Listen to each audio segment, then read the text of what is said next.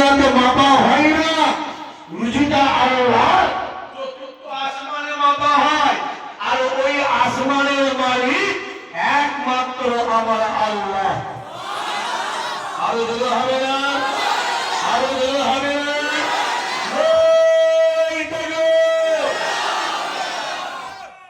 আজকে যে মাহফিলটা হচ্ছে, মাহফিলটা প্রতি বছর হয়, কথা বলেন না কেন? আর এই বছর জীবন আমার বন্ধ হয়ে যাবে, তাই তো? বলা যায় নিয়ত করে দাও, যত কষ্ট হোক, যত মেহনত হোক, যত পরিশ্রম হোক, ইনশাআল্লাহ এই মাহফিলকে আমরা প্রতি বছর কায়েম করব। সবাই মিলে বলেন আল্লাহুম্মা আমিন। নবী পাক সাল্লাল্লাহু আলাইহি ওয়াসাল্লাম দুনিয়ার বুকে যে জায়গাটায় কোরআন হাদিসের কথা, সারা শরীয়তের কথা আলোচনা হয়, আমি রাসূলুল্লাহ জানিয়ে দিলাম ওই জায়গাটাই হলো জান্নাতের বাগান।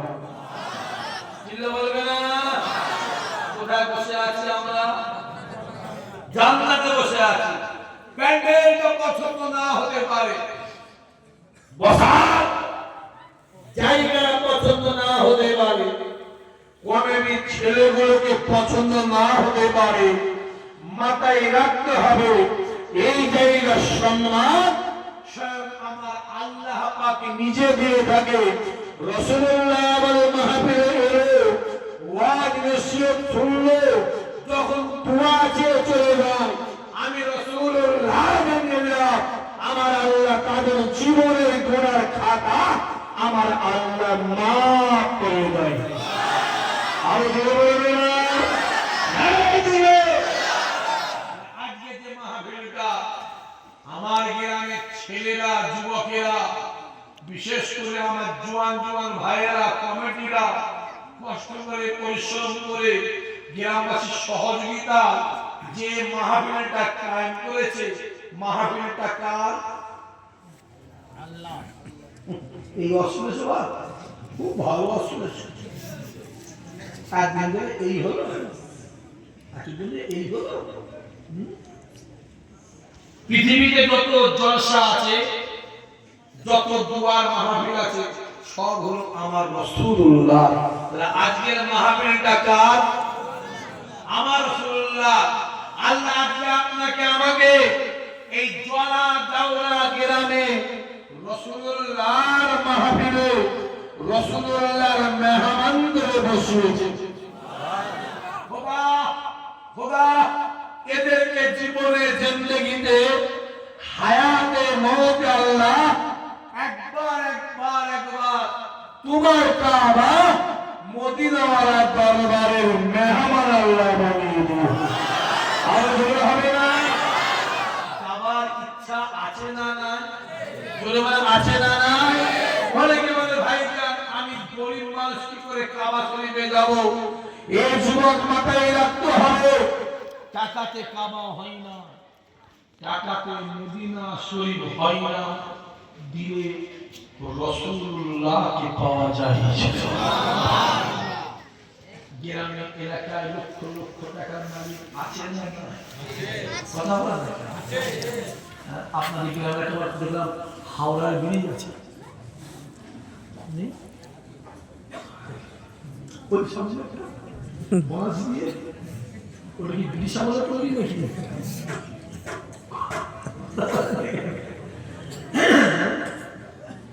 গ্রামে লক্ষ লক্ষ টাকা মালিক আছে না নাই?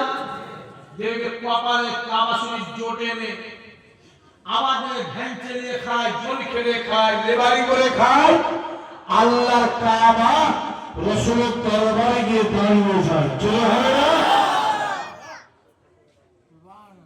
বিশ্বাসে মিলাই বস্তু, তর্কে বহু। মন স্থির করবে, আল্লাহ বসে শোনাবে, আর মন যদি ছটফট ছটফট করে একুলো যাবে, ওকুলো যাবে। হই হই করে কিছু হয় না। হই হইয়ের কাজ আর লোক দেখানোর কাজ হলো শয়তানের কাজ। সবরের কাজ আর লুকিয়ে লুকিয়ে কাজ হলো রাসূলুল্লাহর আছে, জোরে হবে না?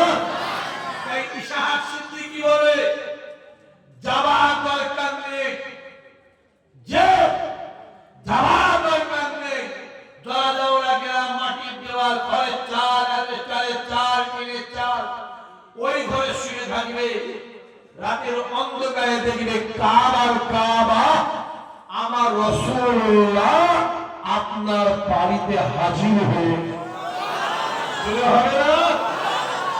যাওয়ার দরকার নেই। ফুরফুরা বেশি বুঝিস নয়, বেশি বুঝিস। আমার চাচাকে আমি চিনতে পারলি না, তুই চিনে ফেললি। হ্যাঁ, আমার ভাইকে আমি চিনতে পারলাম না, তুমি চিনে ফেললে। মায়ের থেকে মাসির যাবেন বেশি গায়ে বসে গোবরে চলবি। যাওয়ার দরকার নেই ফুরফুরা, এটা তৈরি করো। জলাদাওয়া গ্রামে ছিঁড়া কম্বল কাঁথা মুড়ি দিয়ে শুয়ে থাকে, রাতের অন্ধকারে দাদা হুজুরকে বলা তোমার কাছে হাজির হয়েছে।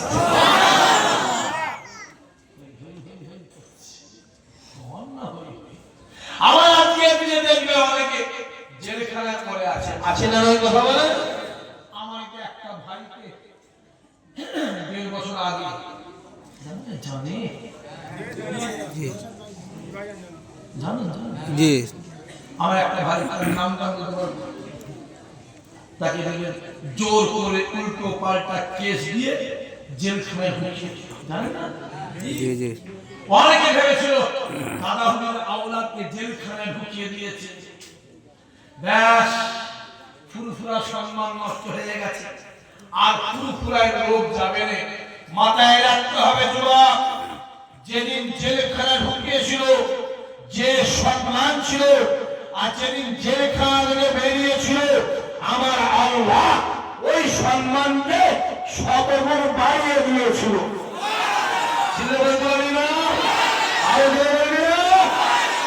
সম্মান দেয়কে জোরে বলো, এটা কার হাতে? আল্লাহর হাতে। আবু জেহেল যত বলেছিল মুহাম্মাদের কাছে যাবি না, যাবি না, যাবি না, মুহাম্মাদের কাছে যাবি না, যাবি না, যত যেতে মানা করেছিল মানুষ তত বেশি আমার নবীর কাছে হাজির হয়েছিল। বেলালকে যত মারে, বেলালকে যত অত্যাচার করে, বেলালের উপরে যত জুলুম করে, বেলালকে তত প্রহার করে, বেলালের দিলে মনে অন্তরে আমার আল্লাহ রাসূলুল্লাহর মহাব্বত ততই বাড়িয়ে দিয়েছিল। যত ফুরফুরাই যাবি না, ফুরফুরাই যাবি না, ও হুজুরের বাড়ি যাবি না, ও হুজুরের বাড়ি যাবি না, ও জলসায় যাবি না, ও সবাই যাবি না, যত যেতে মানা করো মানুষ তত বেশি সেইখানে হাজির হয়।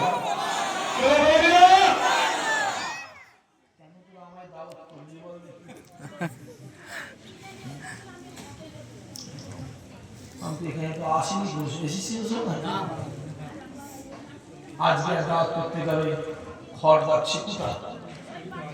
এদিকে বন্ধু করছে আমার দাওয়াত ফাওয়াত করিস, অন্য ভাই আছে, চাচারা আছে, আমি নিয়ে আসিস নি, কেন আমি কইছি ওই তোমার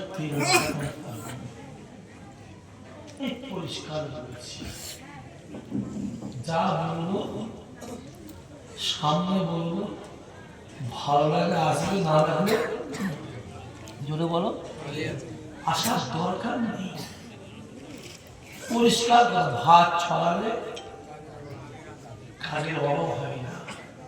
দাদা হুজুর বলেছে একটা দরজা বন্ধ হলে আল্লাহ সঠিক দরজা খুলে দেয়। এই জবাব শুনে রেখে দাও, একটি একটা চলছে না গ্রামে গ্রামে, এসআইআর না এফআইআর।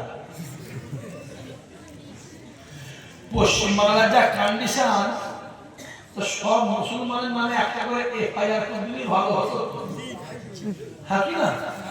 আমরাও যারাই থাকতো আর থানার চোরগুলো খেয়ে খেয়ে পেট ভরা আছে না? রাস্তায় যখন ওই সামনে খাওয়া দাওয়া দেখো ভিখারি দাঁড়িয়ে আছে,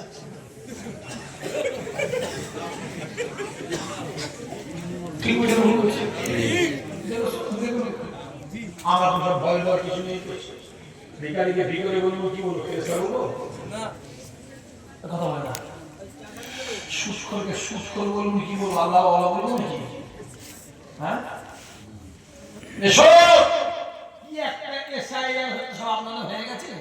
হ্যাঁ হ্যাঁ, আমিও বলছি যা হচ্ছে এসআইআর। হ্যাঁ, এই যে এসআইআর হলো, এ থেকে আপনাদের বিরাট ভয়টা লাগছে না? জি না। আমি পরিষ্কার ওপেন আপনাদের সামনে বলে যাচ্ছি, এই এসআইআর নিয়ে ভয় করার কোনো দরকার নেই। যদি পশ্চিম বাংলার যদি মুসলমানদের 10,000 নাম বাদ যায়, মাথায় রাখবো ওদের 10 লক্ষ নাম বাদ যাবে।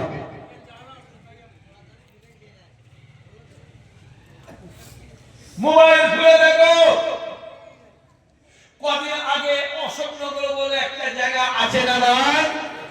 অশোকনগর থানার একটা গ্রামে 1470টা ভোটার, তার ভিতরে 900 লোকের কোনো কাগজই নেই। আল্লাহর কুদরত, 900-এর ভিতরে একটা মুসলমানের নাম নেই। জোরে হবে না? চিনে বলতে পারে না? চলে যাও খড়গপুরে, একটা বুথে 262 জনের কোনো নাম কাগজে নেই, কোনো কাগজ নেই। আল্লাহর কুদরত, ওই 262-এর ভিতরে একটা ইমানদারের নাম নেই। জয় হবে না? সম্মান দেয় কে? আল্লাহ। যেটা বলো আল্লাহ। আবু জাহেল গর্ত খুলেছিল কার জন্য? আল্লাহর জন্য। আমার রাসূলের জন্য। আর সকালবেলা রাসূলুল্লাহ গর্তের গোড়ায় কুমার গোড়ায় গিয়ে কি দেখছে? বিপদের মধ্যে পড়ছি বলছে, কি দেখছে? গাড্ডায় আবু জেহেল পড়ে আছে। মাথায় রাখতে হবে, এই এসআইআরটা সে মুসলমানের জন্য করেছিল, ইয়া আমাদের জন্য গর্ত খুঁড়েছিল, আর আমার আল্লাহ ওদেরকে ওই গর্ত খুঁড়ে দিয়েছে। কথা বলে যাচ্ছে যে লাইটটা হচ্ছে নাকি না? রেকর্ডিং হচ্ছে, মোবাইল তো সিরিয়াস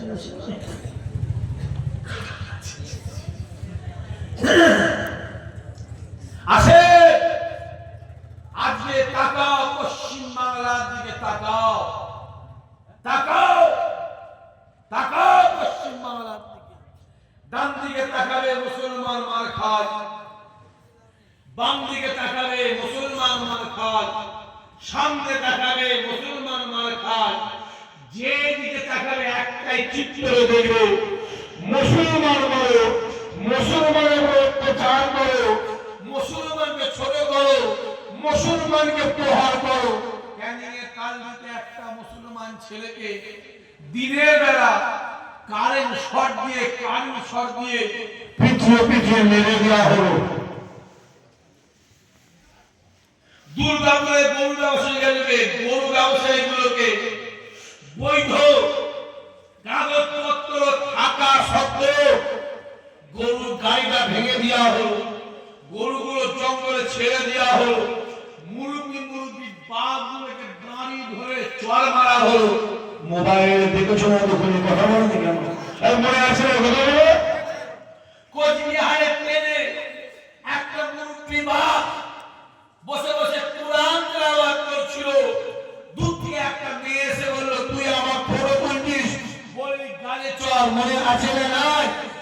কাকিবে ট্রেন থেকে মুসলমান ছেলেকে ফেলে দেওয়া হলো, অশোকনগরের মসজিদের মাইকটা খুলে দেওয়া হলো, হাওড়ার কবরস্থানের দেয়ালটা ভেঙে কবরস্থানে খানিকটা জায়গাকে দখল করে দেওয়া হলো। আরেকটু আগিয়ে যাবে, হরিণঘাটা বলে একটা থানা আছে নদিয়া, ওই থানার এমএলএ যে সুপ্রিম কোর্টে কেস করল, সুপ্রিম কোর্টে ভারতবর্ষ থেকে কুরআন শরীফটাকে ব্যান করতে হবে, ওদের জেনে রাখা দরকার। কুরআন শরীফ মুসলমানদের আলমারিতে থাকে না, কুরআন শরীফ মুসলমানদের বাক্সে থাকে না, কুরআন শরীফ মুসলমানদের দিলের ভিতরে থাকে। জুড়ে বলতে পারে না, আরো বলে হবে না। আরেকটা এগিয়ে যাবে, ভাটপাড়া বলে একটা জায়গা আছে, ওই জায়গার একজন লিডার, একজন নেতা, যার নাম হলো অর্জুন সিং। নাম শুনেছো? অর্জুন সিং ও জিভটাকে টেনে টেনে ছিঁড়ে দিয়ে জুতোর ফিতে বানাতে হবে। যদি বলে কেন? ওই বেঈমান হারামজাদা, ওই বেঈমান বেদী, ও বলেছে মুসলমানরা রেপ করলে মুসলমানদের আল্লাহ খুশি হয়। সবাই মিলে নাউজুবিল্লাহ বলেছে। জোরে বলেছে নাউজুবিল্লাহ। মাথায় রাখতে হবে, পৃথিবীতে ৪,৫০০ ধর্ম আছে। ৪,৫০০ ধর্মের ভিতরে একমাত্র মুসলমান ধর্মের আইন, যদি কেউ রেপ করে, যদি কেউ জেনা করে, তাকে বুক পর্যন্ত টুকে দিয়ে পাথর মেরে মেরে মেরে মেরে মেরে ফেল। মাথায় রাখতে হবে, এই কুরআনের আইন যদি আর ভারতবর্ষে চলতো, অভয়াকাণ্ড হতো না, নির্ভয়া কাণ্ড হতো না, আরজিকর কাণ্ড হতো না। যেখানে কুরআনের আইন আছে, যে দেশে কুরআনের আইন আছে, ওই দেশেই তো শান্তি আছে। জোরে হবে না, আরে জোরে বলবে না।